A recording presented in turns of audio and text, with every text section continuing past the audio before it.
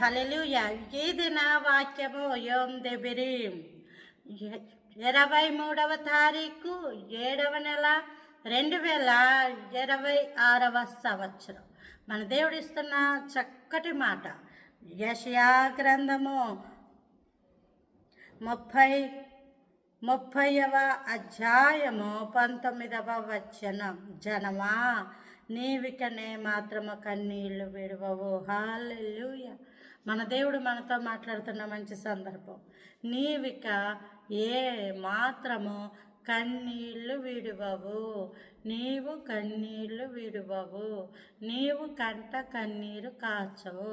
లోకంలో ఎవరన్నా ఈ మాట చెప్పుండొచ్చు, కానీ వాళ్ళు ఏం చేయలేరు. నువ్వు ఏడకో, నువ్వు ఏడకో, నువ్వు ఏడకో, నువ్వు బాధపడకో అంటారు, కానీ బాధ తీసేయలేరు, ఏడుపు ఆపలేరు, ఏమీ చేయలేరు. పాప నువ్వు ఏడుస్తుంటే వాళ్ళు చూడలేక నువ్వు ఏడకమ్మా, నువ్వు బాధపడకమ్మా అంటారేమో, కానీ ఆ మాటలు ఎంతో కాలం నిలవవు. అవి ఎట్టి పరిస్థితుల్లో ఆ ఎదుటి వ్యక్తి జీవితాన్ని ప్రభావితము చెయ్యవు. అయితే దేవుడు చెప్తున్న మాట, జనమా నీవిక ఏమాత్రం కన్నీళ్ళు విడవవు. దేవుడు చెప్తున్నాడు అంటే దేవుడు ఖచ్చితంగా నెరవేర్చే దేవుడు. ఆయన ఉపకారాలు చేసే దేవుడు. ఆయన బ్రతుకును మార్చే దేవుడు.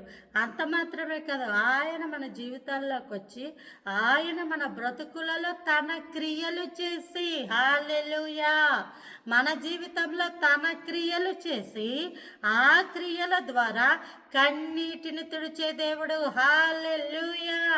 అధికారము తీసుకునే దేవుడు. పెంట వంటి మన జీవితాలు, మురికి వంటి మన జీవితాలు, ఎవరు ప్రేమించని జీవితాలను దేవుడే దిగివచ్చి ఆయన ప్రేమించి ఆయన బ్రతుకులను బాగు చేసే దేవుడు. దేవుని స్తోత్రం. హల్లెలూయా. అట్టి కృప దేవుడు మనందరికీ అనుగ్రహించారు.